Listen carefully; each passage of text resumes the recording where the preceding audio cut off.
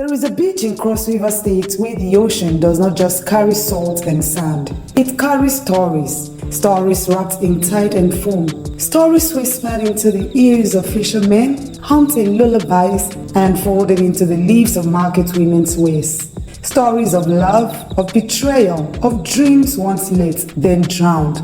And this is one of those stories. Her name was Inem Ekong. For a time, she was the pride of Nsidung Beach. Her name moved through the village like a rhythm in a song, firm and unforgettable. Her story wasn't just told, it was sung by those who watched her grow and fight. They called her Inem the Bold, the girl who walked barefoot across the rocky trails of urban hills to reach the only school in the area. She defied rain, wild dogs, mockery, and the bitter chill of early dawns. Her feet bled, her books got wet, but her spirit never cowered. She was the girl with eyes that saw farther than the rest. And when she returned from Calabar with a diploma in business administration, the whole village burst. But what struck them most wasn't the paper she brought back. It was the fire in her chest, the dreams burning behind her smile. She wasn't just a daughter of the soil, she was a flame they didn't expect to burn so brightly. Inem had sworn never to return to her village to beg, as her mother once did. Her mother Nne, soaked under the hot sun, hunched over for hours, lips cracked from dehydration, back burnt from shame. Nne, who traded dignity for survival, who once knelt before a relative to ask for leftover gari. That memory never left Inem, and she had made a vow. No daughter of Nne would ever beg. She dreamed of building a smoked fish empire that would connect her sleepy corner of Cross River to the farthest markets of Nigeria. From the muddy stalls of wet markets in Calabar to the inland stalls of Ogoja, the university hostels in Soka, and the homes of expatriates in Abuja. She wanted her name on every kitchen table, so she took a loan from the bank, built a shed close to the shore where the tides kissed the earth, hired enough hands. She branded her packaging with the name Inem's Pride and printed the labels in bulk. And it worked. For a while, it worked. Customers came in droves, wholesalers from Ebonyi, restaurant owners from Uyo, calls from Lagos and Abuja, to ask if she could supply dried tilapia, catfish, and croaker. The name Inem Ekong became a household name, known not just for quality, but for pride, for efficiency, for drive. She was a woman on fire. But dreams are fragile things, especially in a place where the rain has its own temperament. The rains came earlier that year, angry rains. Rains that pounded the rooftops as if chasing demons. The clouds rolled in like angry ancestors, thick and dark, and the river swelled with a vengeance. In one night, her shed, the heart of her empire, was swallowed. The waters didn't ask permission. The firewood drowned. The fish gone. The walls crumbled like wet paper. The roof floated away like a dead promise. And the bank was merciless. They wanted their money, full, on time. Rain or no rain, no sentiment, no story. Inem tried to hold on. She tried to lean on her other resources. She sold all her valuables. She cut costs.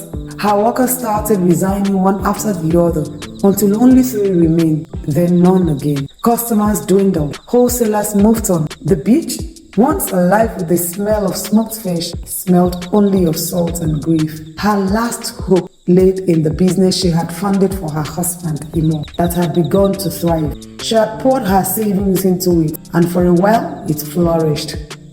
But one day, Imo left for work and never returned. She called, no answer.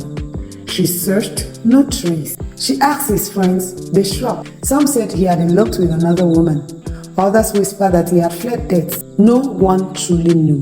Inem sat alone, surrounded by silence. She would cry, hoping tears would solve the issues. Her heart, once alight with ambition, now smoldered in quiet defeat. She began to hunt her own home, wandering from room to room, unsure of what she was seeking. Sometimes she sat outside, legs tucked under her, staring into the sea like it might return what it took. And she remembered her mother's voice, a faint echo. Ashes are not the end of fire, they are its memory. She hadn't understood those words before, but now She did. Pain had taught her the language of women before her, the language of loss, of survival, of rebirth. She wondered, had she tried to build without blessing, to climb without roots? Was she too proud? One humid morning, while the market buzzed and the smell of crayfish filled the air, Inem sat near the side of the road. Dust on her wrapper, chain in her palm, her voice ran out. Inem, you look like a ghost. It was Arit, a widow, fish seller, fierce as a hurricane. She moved like she owned the earth and every fish in its belly. Her laugh could curdle milk, and her eyes saw through lies. What are you doing here? You should be selling something, not sulking like a lost child, Arit said. She squatted beside him and lowered her voice. Failure doesn't kill a woman. Shame does. And you, Inem Ekong, have no business carrying shame when you still have two hands and a good head. Inem turned to her, surprised by the softness of her tone. There was no mockery in Arit's words, just truth. And what do you suggest I do? Build a business with air? Inem asked. Arit reached into the corner of her wrapper and pulled out a small pouch. She poured out Naira notes into her dress. It's not much, but I've been saving for something. I don't have your book sense, but I know fish. I know fire. I need someone who knows numbers. Someone with fire. If you're ready to get your hands dirty again, we might rise together. The money glinted like a possibility. And so they began. The new shirt smelled of sweat, fish oil, and stubbornness. They rebuilt with bamboo and iron. Bought fish from inland farm, hired few new hands from Creek Town who walked like they were chasing destiny. They rose before the sun, smoked fish until the stars came out, took turns watching the toy. They weren't just rebuilding a business, they were rebuilding dignity, one fish at a time. The fire returned, and one day, as the smoke curled into the orange sky, Imo returned. He stood quietly, same eyes, less certainty. I heard you were rebuilding, he said. I came to see. Maybe we can start over. My business partners camped me and ran off with everything we built together. Harold stepped out from the shadows of the shed.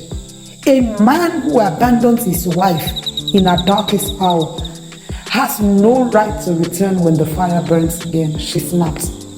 Imo bristled. Who are you to speak? Her keeper. Harold smiled, cold. No, but I was there when she had nothing but ashes. Inem said nothing. She simply walked past Imo, picked up a tray of smoked fish and handed it to a waiting customer. That was her answer. Not rejection, clarity. Today, that shade is more than a business. It is a school, a safe haven, a symbol. Women come from all over Cross River to learn. Young girls from Biase, traders from Ekong, widows from Udupani, even students from Calabar. And Inem, she stands in the corner, watching, remembering. The ones called her proud, cursed, a failure. Now, the call has something else, resilient.